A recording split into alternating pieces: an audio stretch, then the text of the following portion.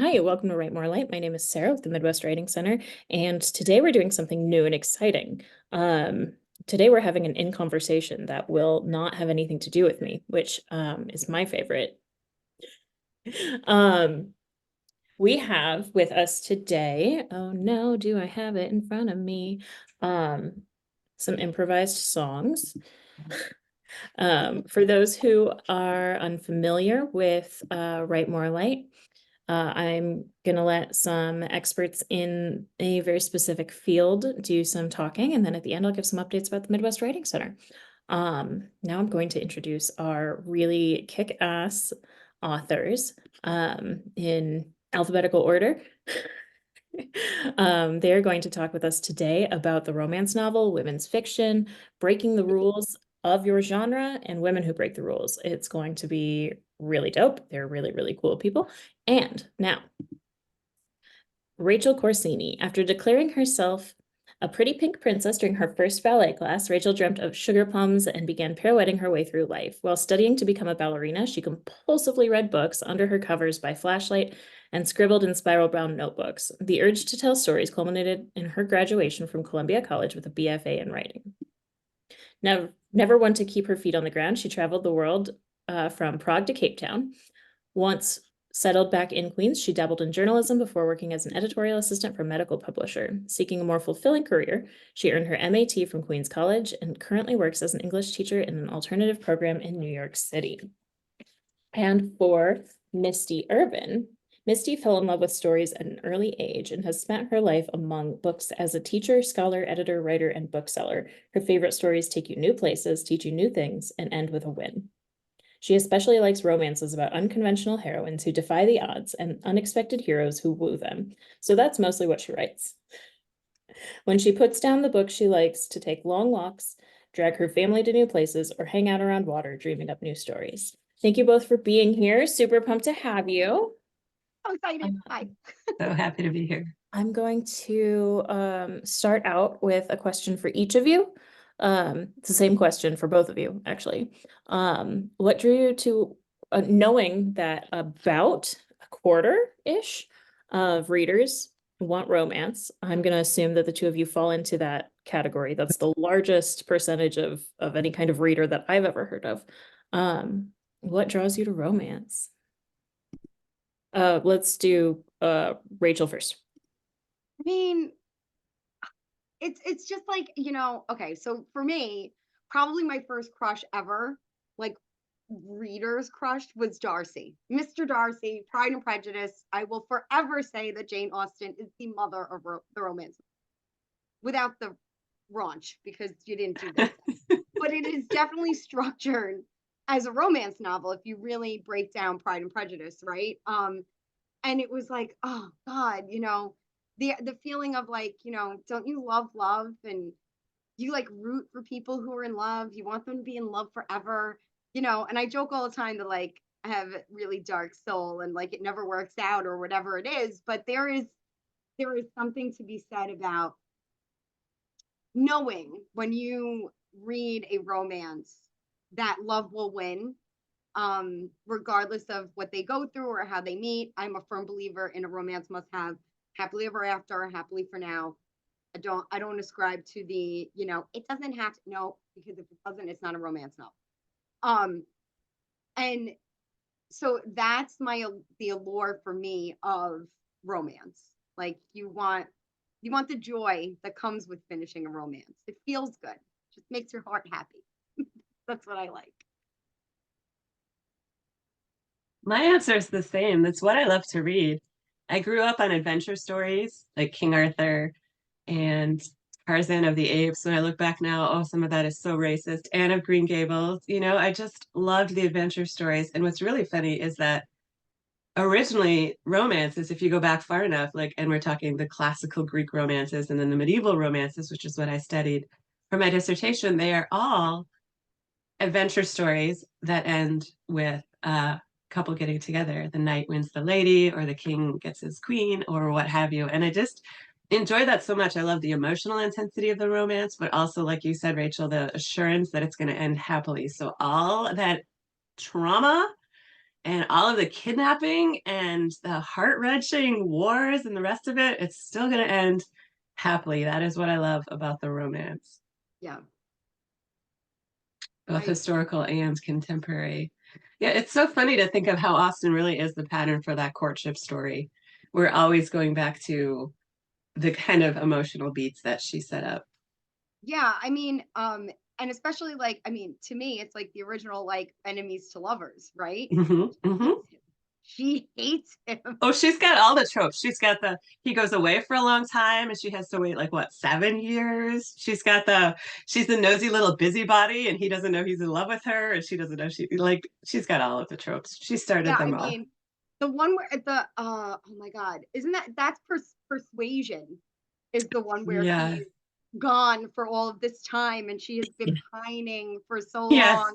Poor And him. then you find out that he's loved her all along. It was just his Yes. family and like, I mean, Swoon.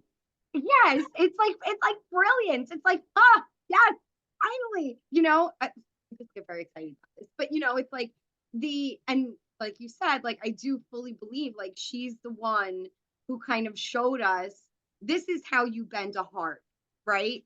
Without too much disappointment.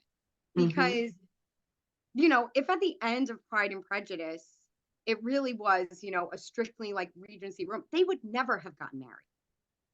Ever. Him and Lizzie would never have gotten married. She comes from a family that he would never even entertain, not even Right. within his sphere of influence. He would, like give in to society, even though he doesn't really have to. But, she gives us the fact that, like, no, like dreams can come true and like love can overcome it all. And I think that's also an allure of romance, right? Is like that love is enough and you can Hmm. figure it out and you'll be together. It'll work out. Everything will work out. Everything's fine. The fantasy of elevation, the Cinderella, I think is at the heart of so much of what Oh, appeals to us about the romance. And it's not always you get a better station. We have the billionaire romance to tell us that a lot of people want to imagine being married to, the sheik or the king or the billionaire playboy or what have you, but also the person who brings out the best in you. yeah. Like, you don't have to be perfect. You don't have to be rich. You don't even have to be the prettiest, but someone is going to come along and love you and bring out all those wonderful qualities, and you will be happy. I just love that. Me too. I know it's an escape, and that's the whole reason I go to it. Like, I Yeah. want a safe little happy escape. The Cinderella notion, I think, is very valid, and it happens in any story, right? Like what you were saying, right? It doesn't necessarily have to be a prince. It's that they make the female character feel like a princess. Hmm. And, you know, um, looking at, what I wrote and like what I've written in my book, right? Daniela basically was a princess and, was kind of looked there. Here it is. There it is. Yeah. Prima Um, ballerina. yeah, I mean, she essentially like she plays a princess every day. Um, and then like she does like meet the guy that makes her actually feel like one.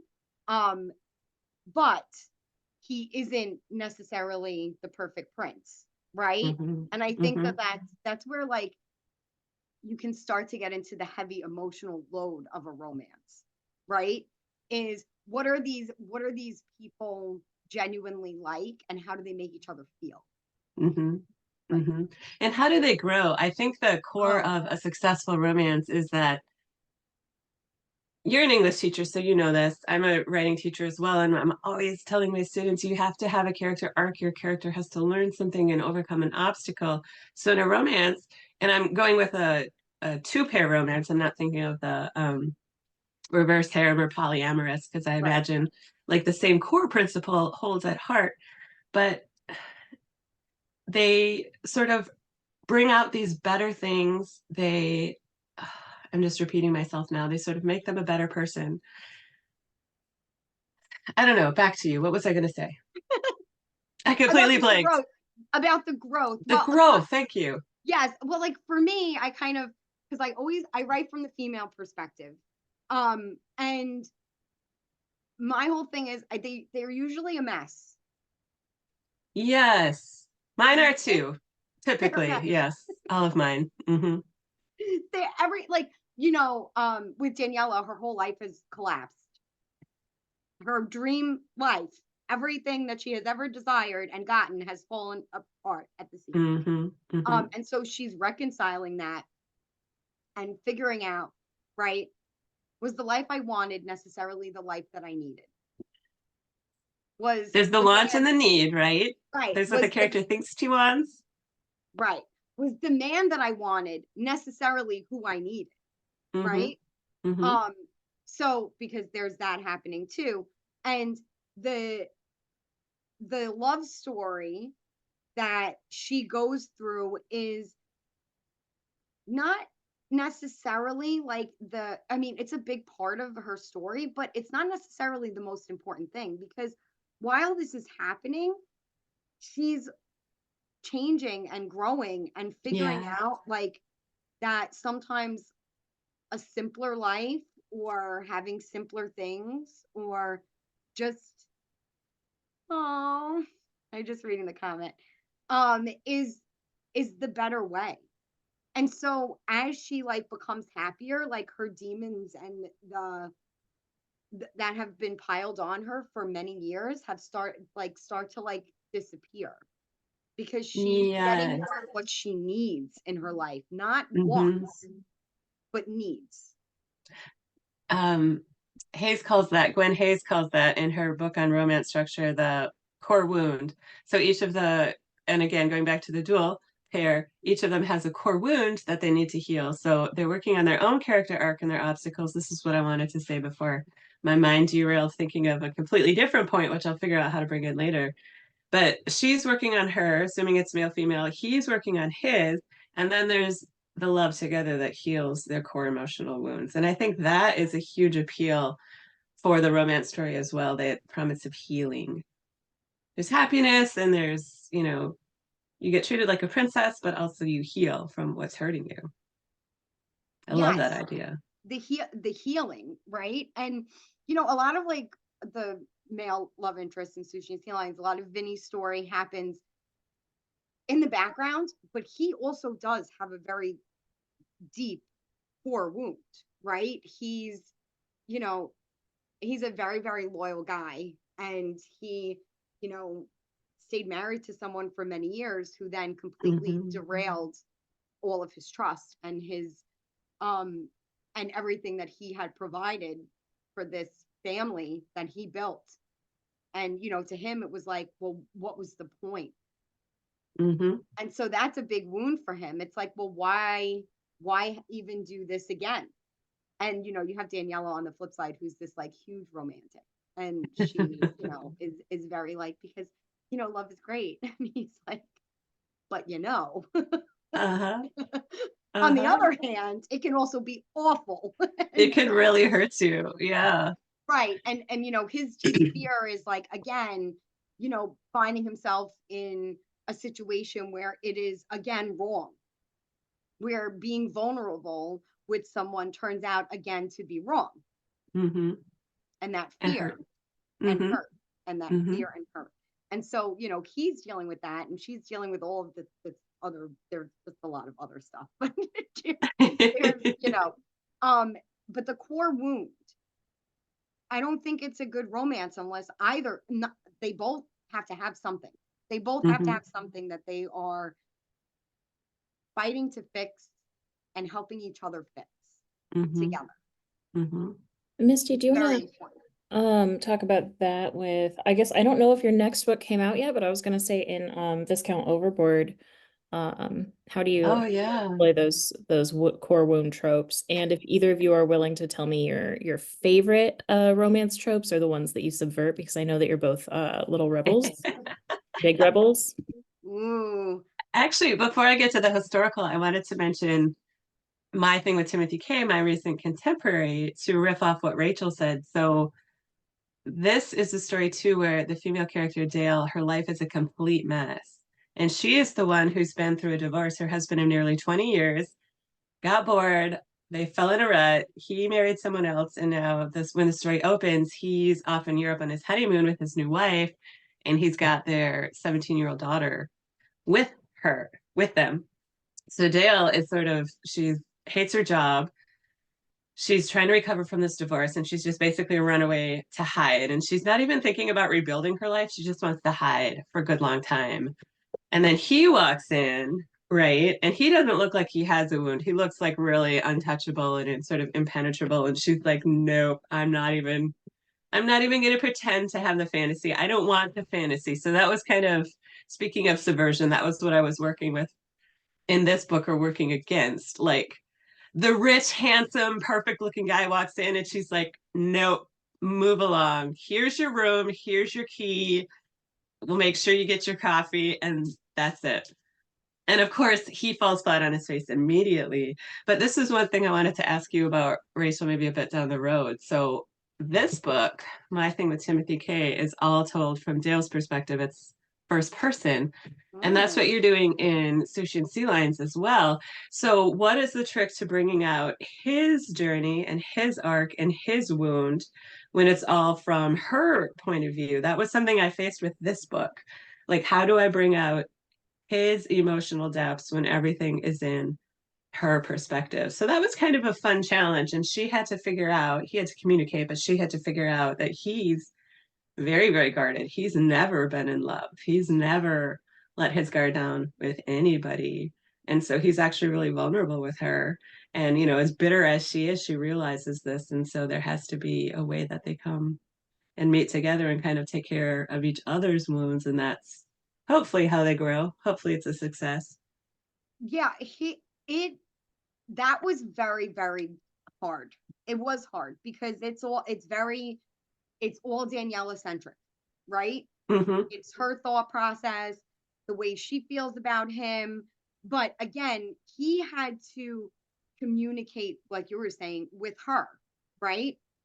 So I really had to think about their conversations and what was coming across in their conversations with each other. Um, Things that weren't being said that she could pick up on between the lines. And Yeah, the then subtext. the subtext of the conversations, right? His ex-wife is horrible. She is a horrible person. I love a And good villainess. yeah, she's just, I mean, I'm sorry to like put it out there, but she's kind of like a very typical, um, stereotypical, like comes from money, Long Island, like super spoiled, um, expects to be taken care of, Botox, fillers, movie medleys. I mean, Only. very, and everything needs to be a certain way. And basically, she took a lot. She was a taker and she just like took and took and took from him. And one of the things that to me was important to bring out was he never really expected or allowed anyone to take care of him. Mm-hmm. So there is bringing that across. There's like a moment in Sushi and Sea Lions where something happens to him and they get into an argument and Daniela says to him, will you just let me take care of you? And It's like, he no. he has a moment where he's like,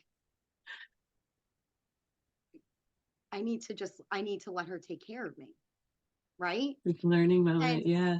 that's like there's like a switch there, right? Because he's like, I've never let anyone take care of me ever. I could have been dying. And and she yells at him. She yells at him, is like, will you let me take care of you? And then there's other like moments where I've brought in some vulnerability from him because he doesn't allow that either, right? He's a very stereotypical man. He's not very emotional. He doesn't talk about his feelings, you know, but he does have his moments where he does need to be cared for, and he starts to allow Daniela to take care of him. And that's huge. And so That that's is.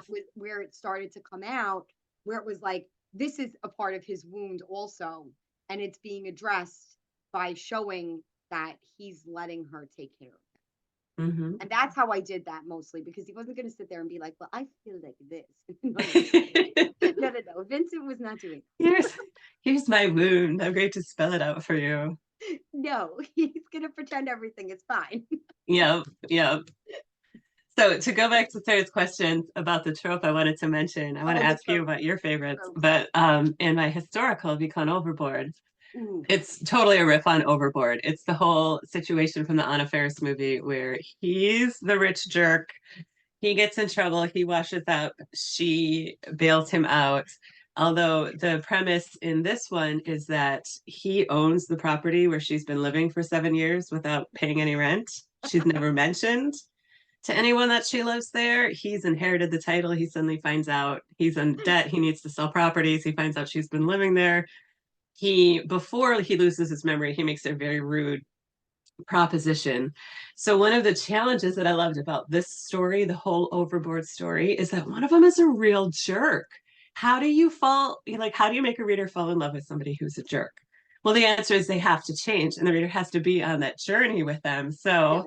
I beat him to a pulp, mercilessly steal his memory. He washes up with nothing. He doesn't remember he's a lord. And then he gets lied to.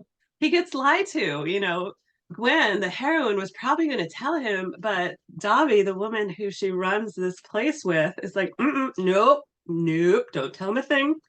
Let him come around. Dobby's very smart, very strategic. So she's like, just let him be, right? So Gwen is participating in this huge deceit. And then, of course, you've got Penn, who's beat up, who's bloody, and doesn't know how to do a single thing to take care of himself. He's never had to take care of himself. So it was really fun to humble him. And the turning point of creators have said to me is that in his education, he learns not only some humility, but he also learns how to take care of other people. So all of these misfits who have sort of taken refuge in this community that Gwen and Davy are running all have their very obvious wounds, and he starts to feel a little protective of them, and he starts to create bonds with them and create a sense of community, which of course I then go to wrench apart as soon as it's realized who he is and bring in her past, because you have to have the full arc Right. of the novel. But it was really, really fun to work against the trope of, the prince comes swanning in and everything is wonderful, or even the Cinderella trope, like she's poor, she doesn't have any money, and now he doesn't have any money either, so they're all poor together, and what happens now? Very fun to work against. And then when he does find out who he is, he immediately offers to marry her and make everything right, and she's like, no, I started this place, I'm going to run it, you can't take it away. So that was another thing that I wanted to support too. She didn't just sort of run away with him right away and say, oh yeah, my life is better now, I get to be a lady, this is going to be so fun. She really fights to keep what she has and what they've built and try to knit that community back together. So that was just really fun to take one of my favorite comic movies and put it in a historical setting. I'm going to do that again. That sounds hilarious. And I am going to run out and buy that because I have to. I like the original one with Goldie Hawn. The original. Yes, classic. Classic. So funny. So good. Mm-hmm. I mean, Sarah's Sarah is beside in herself. distress. They're all the books. They're the book goblin, Sarah. It's the Mm-hmm. book goblin. So I guess my favorite. So I really, when I wrote Sushi and Sea Lions, I played into, and then I'll talk about subverting tropes a little bit. I played into my favorite tropes with this book, and I went all in. It's brother's best friend. So they kind of have known each other for a while, and then she went her way and he went his way, Mm-hmm. and then they've come back together. Um, I love that one. because she disappeared. She went to ballet school and like moved into the city and danced and was a Yeah. ballerina, and you know, so the oh, your buddy, oh, he's so cute. Okay, Oh, yes. She always needs to be the center of attention. adorable, the little cow cat. Anyway, so right, so she like they would not have been around each other all the time because of that, right? So she like disappeared, and he even says that to her at one point. And then, she makes a statement like the only other time they saw each other was at her brother's wedding, which was like 7 years prior to that. Sure. Okay. So like, and that now, like, when she like, I guess this is also a trope, like the return home, like she has to go back to her neighborhood in Queens. She runs out of money, because she is semi-wealthy. She was a famous ballerina. She lived on the Upper West Side of Manhattan, but she runs out of money. So she has to move back to her hometown of Queens, which she hasn't lived in a very long time. Right. So there's the return home, playing around with friends to lovers, because Yes. he doesn't really, it doesn't go like love. Well, anyway, but they are really friends first. He doesn't make a move on her like that, right? He's going through his own stuff, and she's going through her own stuff, and they got these other guys like in the background, and so they become friends first, and like tease each other, and like hang out at the local bar, and like they're just together like as friends, and that bond is like, I love that. I love showing that. And then also, but there is also a hint of like he fell first, I because love He Fell First. he fell first. Love I it. mean, she always kind of had a little crush on him, which she like talks about, but Mm-hmm. he definitely, when he sees her again, he's like, oh, Daniela. And there's like the thing, but he kind of like stays away from her in that way. So you got brother's best friend, friends to lovers, return home, he falls first. All good ones. Yeah, grumpy sunshine. She's all bubbles and sunshine, even though she's going through some things, and he's kind of like, he's very Grumpy like sunshine. reserved, very logical. Mm-hmm. And I love that. And that I didn't, but he's a and he's single And he's dad. a dad, the single father. Yep, which is Single very dad, he's a attractive. dad. Yes, yes. Yep, he's a daddy. Nothing hotter than a good father. And he is a good father. But that's also a part of his wound too, because back to the wound, he feels very guilty about Mm-hmm. this divorce because he's away from his son. So that's another issue, right? There's like a bunch of them. I just like flung them there. It's funny because in my thing with Timothy Comfort, K, my editor and I, sorry, I didn't mean to. hurt, comfort is another one on both Yes. sides. So I subverted that a little bit because he also needs it at one point. He does it for her, and then she does it for him. But go ahead, your turn. No, I didn't. I'm sorry I talked over you. No. I was thinking of the single parent thing in my thing with Timothy K. Dale is a single parent, but her daughter's 17, and my editor and I had this discussion. He wanted Timothy to get kind of paternal at some point, be like, "Oh, I'm ready to be a father." And I'm like, "She's 17. She's nearly an adult. I don't think he'd be feeling kind of paternal. I think he'd be more like, hey, I will be the cool chaperone and keeper of the keys, maybe, and then we'll work out our own relationship." I'd never written a romance before where I had a lead who was also a parent.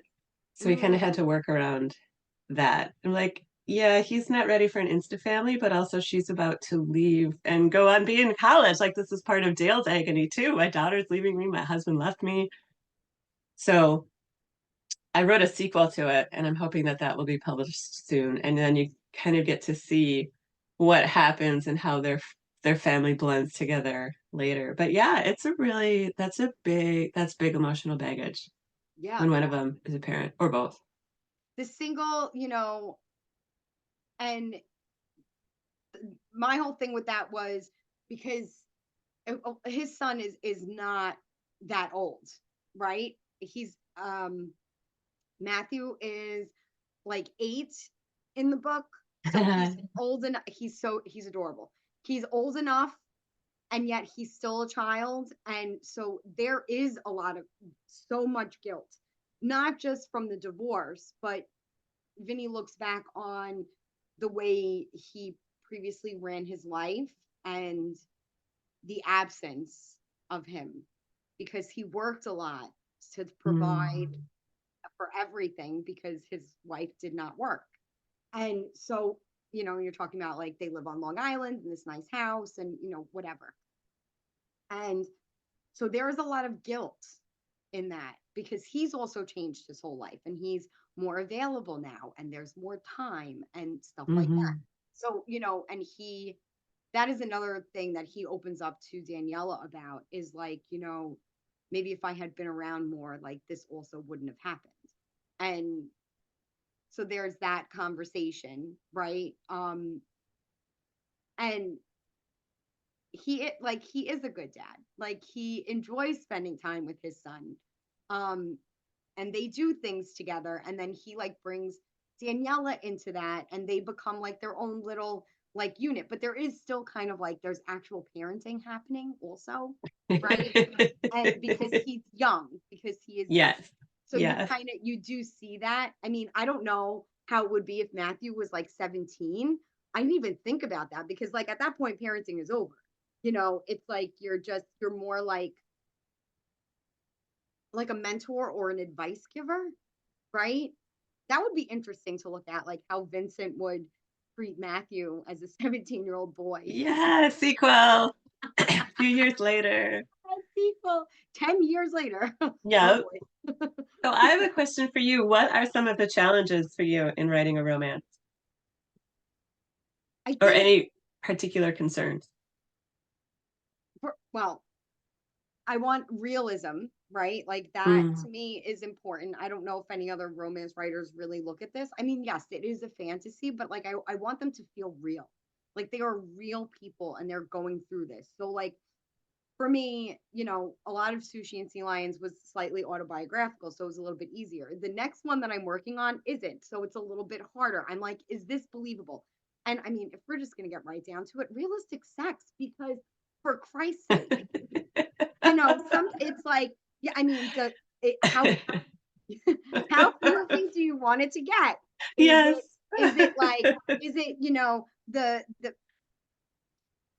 is it like this the sizzling like do kind of sex, or am I actually going to like call it a penis? It's like and the different kinds of sex, right? Like because all the characters like different things.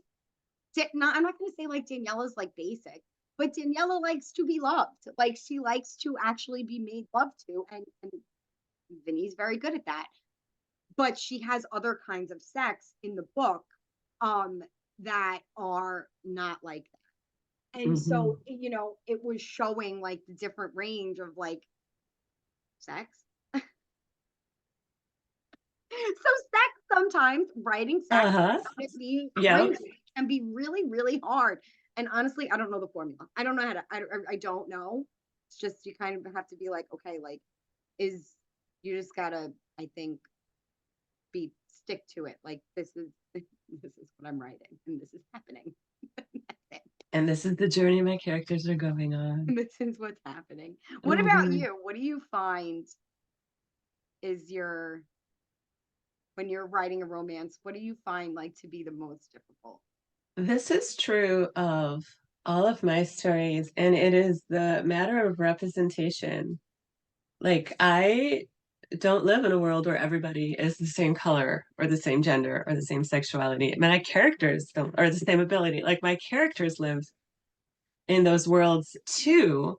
But as someone who comes from specific cultural background, specific socioeconomic background, a certain list of identities, it's really important to me to be sensitive in my portrayal. So the biggest challenge is to just have representation, but do it realistically and do it right. So that's something I've run into across the board in both my historicals and the contemporary. In the contemporary, it's a little bit more touchy. In the historicals, you have the matter of how race, ethnicity, sexuality, and everything was thought of then. So in my historical and Becon Overboard, pretty much everybody is white because it takes place in 1799 Newport, Wales, and some of them are Welsh and some of them are English. One of them's Irish. And then Davi is black, her mother was enslaved. Davi's now free, her mother's now free.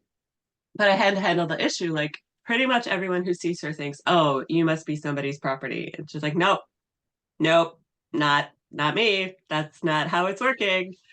So trying to deal with that in a sensitive way too. Like you can't look away from the enormous crime of enslavement, but I also wanted to have like a Black woman who is a great mom and is enjoying her life and is building the successful and happy life, even though there's the shadow of this historical atrocity that's still going on. So kind of navigating all of those historical things. How would they treat people who, how do they treat people with intellectual disabilities? How do they treat people who had physical limitations? How do they treat people of different classes? You have to deal with that. And I want it to be authentic, but I also didn't want it to be so dismal. Like, I didn't want to be too real in Yeah, historical romance right. because too real, it was pretty dismal, except for a certain very select rich group. And I didn't want to write about this group. I do in a forthcoming one. I do sort of write about people who are around the fringes of the very rich. Like there's a ducal household, and my heroine gets involved in it. And the hero, it's called The Forger and the Duke. He is the bastard son of the former Duke. So that was really fun. Like, how would illegitimacy have been handled then? Right. If you were illegitimate lower class, if you were, that illegitimate issue of a duke. So those are my challenges, always those questions of what is life really like for these characters, but how do I portray that in a way that my readers can enjoy and be part of? So you have that balance, I guess, between reality and fantasy. Like I have a community in Wales of people of all sorts kind of getting along and pulling together. And this English lord comes among them and they take him in. Right. So I like, to address that, like with me, a lot of my books, well, all of them pretty much take place in Queens in New York. And I don't know if you know anything about Queens. It's the most diverse borough in the city. There's a lot of different the cultural melting pot, right? Yes. You have um huge Latino Hispanic population, you have the Italians, you have the Polish people from Polish backgrounds, you have the Irish, you have Greeks, you have Albanians, you've got all Asian cultures running the gamut. You have, I mean, you could really eat your way through the world in Queens and it'll Yes. taste good. And one of the things that, talking about the cultural representation, right? With this book, especially because it's my first book, I focus on Italian Americans. I'm an Italian American. I'm a third generation Italian American. So it was, very much Vincent is Italian, Danielle is Italian. They bond also through food and family. Nice. And they cook together and like what they cook is like also very cultural. I mean, like there's like a very funny moment with chicken parmesan, like stuff like that, right? The mom, his mother teaches her how to make manicotti, like, and it's like through that you get their cultural background. But now her friends and also his friends are very representative of the Queen's melting pot, right? Her friend Melly is Puerto Rican. um, Her friend Trisha is Greek. Um, his friend Carl is Puerto Rican. And obviously, he's best friends with Jerry, who is also Italian. So they like range the gamut. And the work in progress I'm currently working on is actually about Trisha, her best friend. Yay! Yes, I know. I got Trisha going, and Trisha is Greek. So that's been really fun because I mean I have Greek friends, so I can like tap them for like all this wealth of knowledge. But Yeah. you know, the Greek dancing and the Greek food and the community and like Astoria, and so like that's like something that like I'm also focused on now too because that's a big part of this book. It's a big part of her life being Greek, right?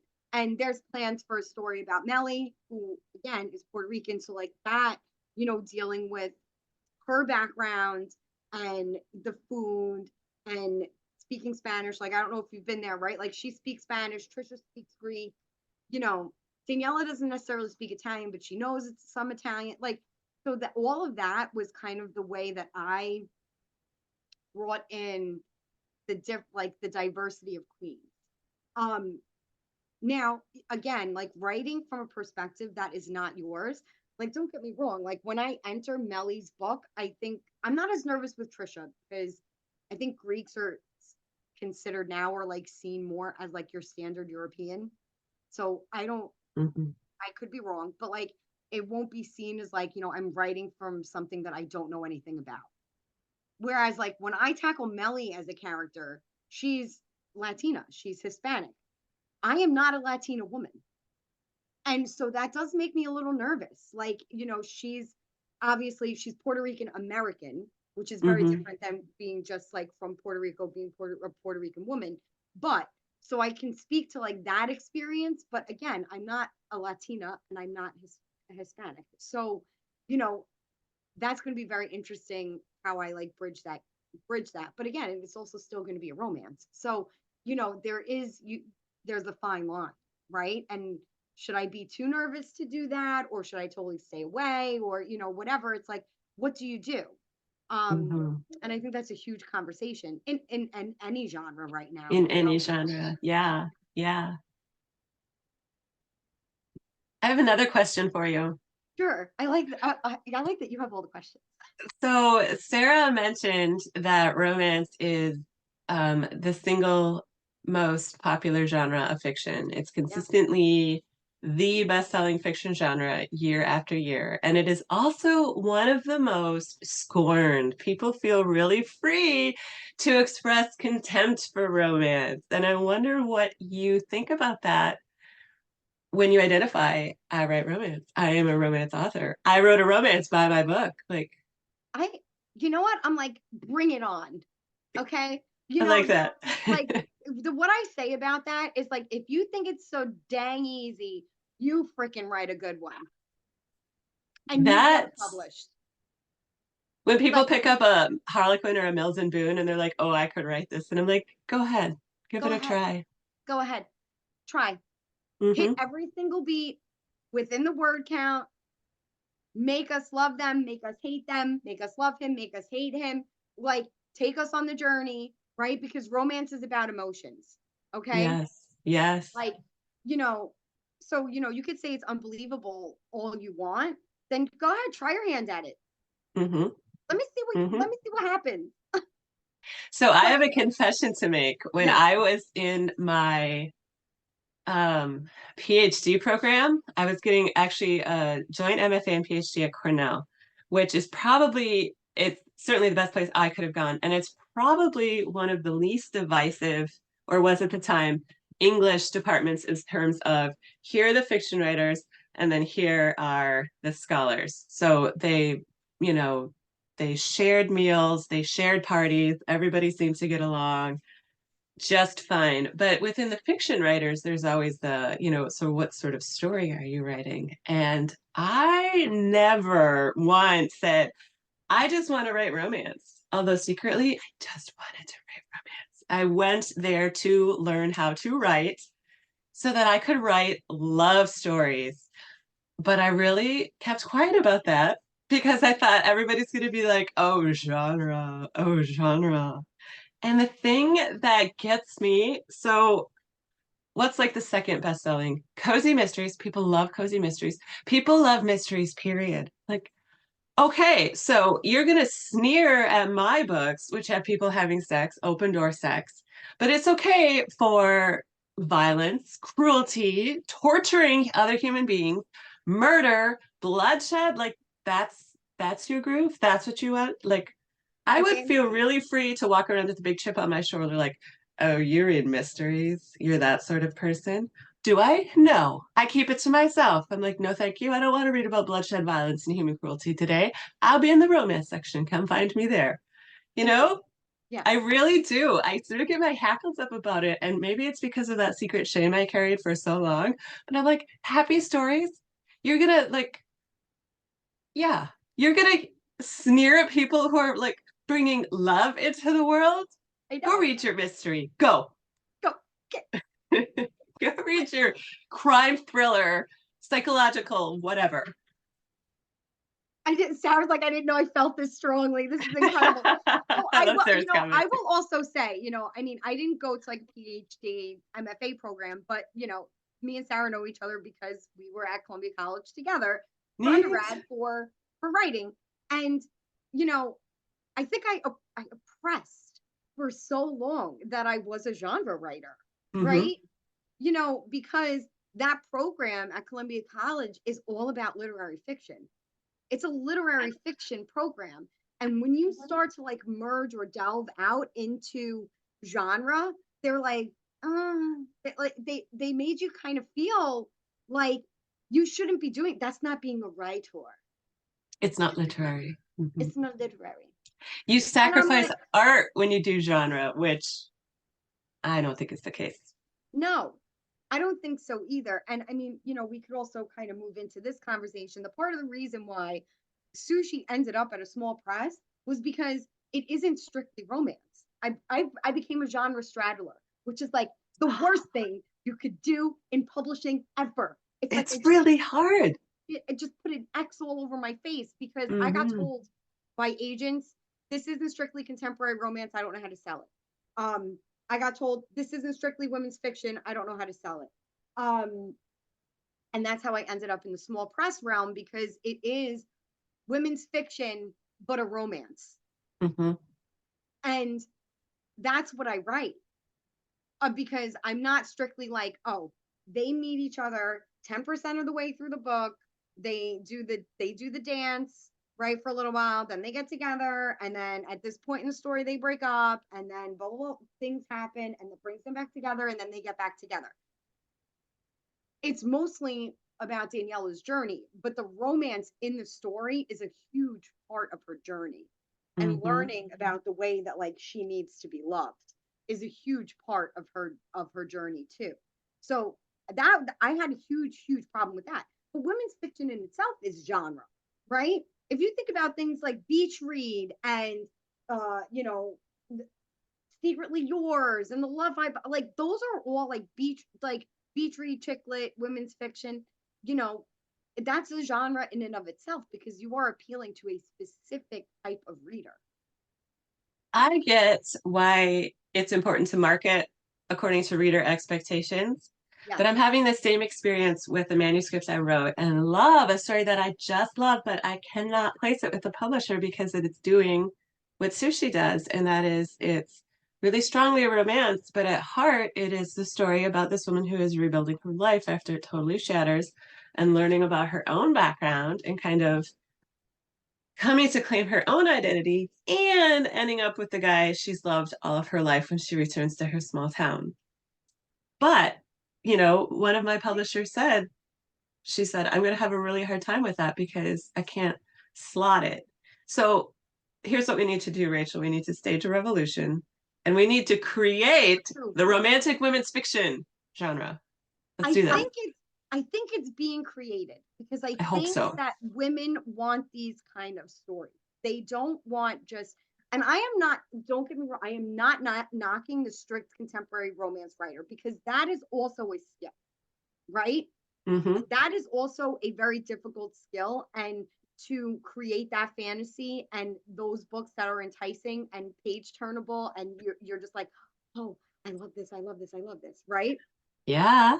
Um, and but I do think there are women readers who want like the heavy female growth of that character, but they also want her to be in love and they want her to have a happy ending and they want her to find her joy.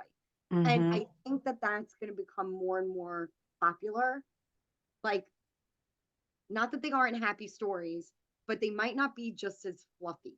Like, there are some things that are uncomfortable that you Mm-hmm. have to work through before you get to the joy. And Mm-hmm. I think that's on its way. And you better just take that book and slap your publisher because I want to read that book. I love that story. And I do hope it finds a home. But when I think about women's fiction and the ones I love, they have a very strong romantic element. That's true of a lot of women's fiction. Yes. I'm gonna remake the B&B. Oh, look at the cute guy who turns out to be my electrician. I am, Oh, those are my favorite. Just like come yeah, walking into my house. yeah, love that trope. I love that one. Fall for it every single time. So that would be nice to see more of and I think small presses get to do this and independent publishers get to do this, more of the crossover. But then the trick is making sure you identify to the reader, this is what you're getting into, Yes. because that's Yes, I important too. agree. They have to know. Hmm.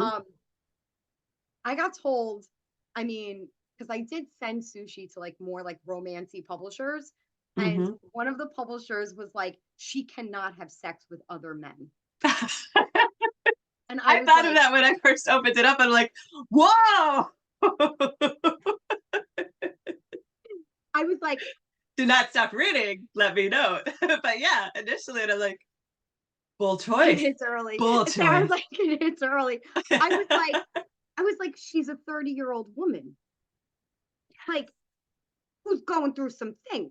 Of course, she's She, going to cut a swath. yeah, she's got a roster going on here. The She Billies. can, but you know, for that publisher, it was very much like, no. I mean, clearly, yes, we'll assume or we'll know that she's not a virgin, but you cannot actually reveal that on the page to your reader. It ruins the fantasy for our readers, right? Yeah. And I was like, Yeah. that is so interesting. I was like, oh, I didn't even realize that. I was like, well, okay, she's still gonna have sex with multiple men before they Hmm. do their thing. Hmm. Hmm. I love that you were like, well, there, here we are. I love that you broke the conventions. I love that you broke the rules. I think That we was a need more rule of that. breaker. Hmm. I didn't even realize that that was a rule breaker. So, like, if we're talking about breaking the rules, right? At Monstrous Women, I mean, Savage. When she when she when she kicked Billy out in the first chapter, she's like, "Bye, Billy." Yeah. That's awesome. But that was I didn't even realize I had broken a rule Hmm. by having her have on page sex with men other than the love interest. I didn't even realize that I'd done something like that. Um, because I was like, she's an adult who Yeah. is exploring and growing, and it's consensual. It's she wants to. Hmm. So again, it's like rule breaking without even knowing that like that rule was set. And now Hmm. it's in every single book that I write because I'm like, F you. Because Good. my women are adult women who have sex with men other than the Hmm. men that they end up with. Hmm. Realism. It's how life is. Right. But they still end up being loved and they still end up being happy. And that's the Yes. whole reason you go to romance. Yes. I mean, I'm That's why working we love the it. one I'm working on right now, like again, like subversion of tropes, right? She's the billionaire. Yeah, I love when she's the billionaire. And well, millionaire, but still, she's the Close enough. millionaire. And he's just a regular guy. He's a regular guy. Second chance, but he's a regular guy. I love I the was second like, chance. yeah. I was like, but you know what? She's the one with this high power job and all this money and dealing with all of these very wealthy people and all this kind of stuff. And Nick is just your construction guy cinnamon roll. And that's it. Cinnamon roll heroes.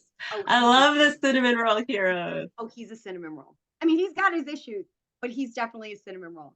Yeah. Hmm. And you know, she's the high power, like type A, you know, um, has all of this money, whatever. And Nick's just like, Okay. I pour concrete.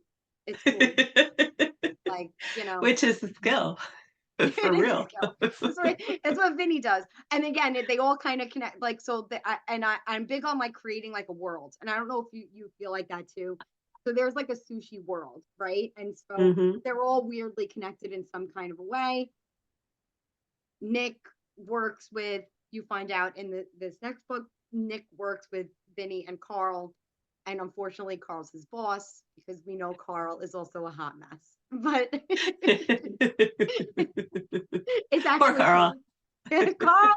Carl is the comic relief of So we have to do another installment of this, Rachel, where we talk yes, about writing romance series. standalone. Because my thing with Timothy K is the sequel to this, which was, speaking of breaking the rules, contemporary fantasy. It's a body swap. It's women's Ooh, fiction. And then I took the character who appears in here. I took two of the characters because Reagan Forrester shows up in my thing is Timothy K. But then Reagan Forrester was not done. She shows up in that book and then she showed up again. So I wrote her story and now I'm trying to sell it. And it's just sort of everything is going everywhere. So yeah, part two, we will get back together and talk series. yes. Or, I guess the difficulty of a romance series. How do you tackle that? Because, Yes. you know, there is the formula for like women's fiction romance, Hmm. meet, be together, break up, get back together, happily ever Yep. after. And if you're like doing a traditional sequel, romance sequel, that has to happen over again. So how believable is that going to be? I'm a big proponent of like just taking some characters from your universe and going, now I'm going to tell your story. Oh, Because I love that. Yes. Yes. you don't have to necessarily, like, if someone decides to pick up this next book whenever I finish it, because oh my god, second book hell. Anyway, whatever. The sophomore novel. Yeah. Yes. They don't have to read Sushi and Sea Lions first, but they may want to because Daniela and Vinny are around, but Hmm. they won't have to read it. They're just a part of like the same kind of The world. same world. Right. That's awesome. Yeah. I can't wait. Okay, get writing. We all need the book. Yes. Right? Oh, No gosh. pressure. No, sorry. Misty, second book, sophomore novel is hell on earth. It's like you forgot everything. Every book is new. My work in progress right now is my very no, it's not even my first work. It's the first novel that I signed without having it written. So my publisher contracted for three more novels Oh, in addition to the ones that are coming out and on pre-order, the historicals. So now I have a deadline. I'm a writer on a deadline. And as self-important as that makes me feel, every morning it's like, only 2 pages? I'm never going to finish this book if I only write 2 pages a day. But it's that every story is different and every yeah. character. And I'm like, who are you people? What is your problem? Tell me your needs. Tell me your wounds. Tell me your wants. And what would you be eating right now? It's a historical. So I go off and I spend an hour of my writing time trying to figure out what it would have served at a coaching inn in 1800 Somerset. It's like screaming into the void. I understand. Please. I understand. Writer problems. I know. Yep. What is So your hard. problem? What is all of our problem? I mean, I'm like screaming at these two too. I'm like, Trisha, why are you so stop it? Yeah. That's characters and their own lives. How dare you? I know. I know. Just get in line. Just get in line and do your script. No, they don't. It's such a process of discovery. I'm a pantser, that's why, but it's really fun. I'm a combo. I'm a plant Mm, because I'll like think of a scene or I'll see something that like doesn't come next or whatever, and I start to make I make a list at the end of my document, and then other stuff I just kind of let happen, and nice. then before I know it, it's a book. And there it is. Or not, or it's a mess, or a mess. Right now, it's Yeah, a mess. it will be great. Stuff I can can't be two wait. things. Sarah, welcome back. It can be both. I mean, we knew you were here. Yes. I didn't go anywhere. I just We turned knew my you were camera here. on. We were, felt like, you were here. We felt your presence. Screaming in the chat, which I opened the chat because I saw things popping out, and I was like, I need to like look at this No, because don't. I said she's saying some Yep. good stuff.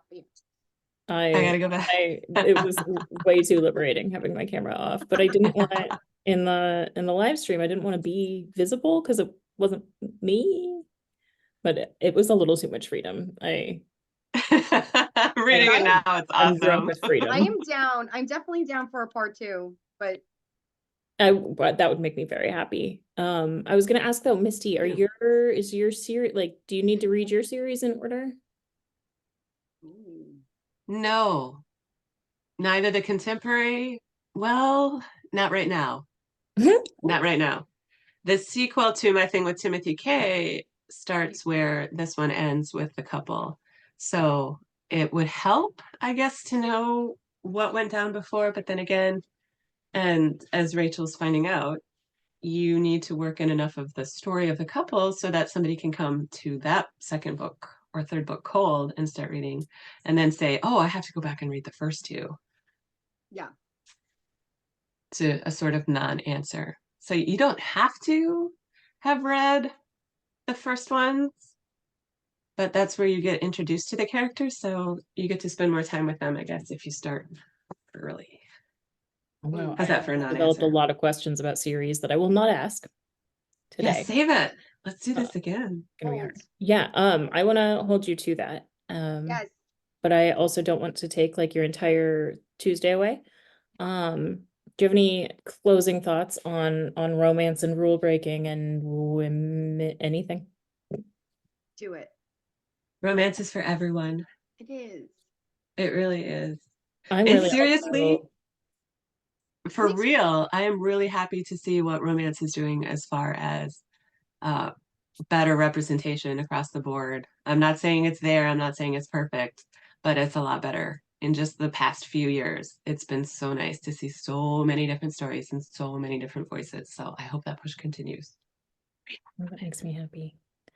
Yeah, I I agree mean, with you us. know, the whole, I don't know if I would ever venture into this in romance, but women and women, men and men, polyamory, reverse harem, like there are things that people are writing about in romance that were entirely taboo or totally under the table that you just did not address. Like romance was your typical man woman, right? I mean, Yeah, for so long. that is like my romantic experience. So I do not address those things. Again, like we've had a little bit of that conversation. I don't think I'm the right voice for that.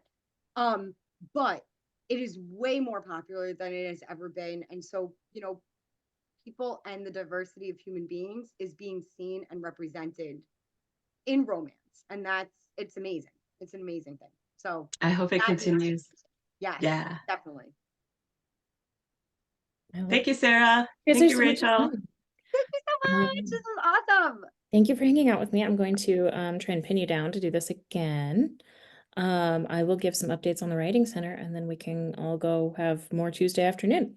Agreed. Now let's see how readily available my planner is. I've been rearranging. There's a cat right here. I see the kitty. But you Iron can pen.